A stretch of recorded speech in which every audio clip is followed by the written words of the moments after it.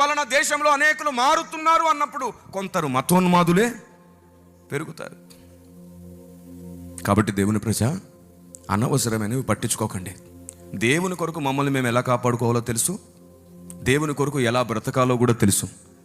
ఒకవేళ సాతాను మమ్మల్ని ఏ విషయంలోనైనా బలహీనపరిస్తే మరలా కన్నీళ్లు గార్చి పశ్చాత్తాపపడినట్లుగా పరిశుద్ధాత్మని మా హృదయమందు మేము కలిగి ఉన్నాం. మేము మీ వంటి మనుషులమే. మీలాంటి అనురాగ ద్వేషాలు మాకు ఉంటాయి, మీలాంటి కోపతాపాలు మాకు కూడా.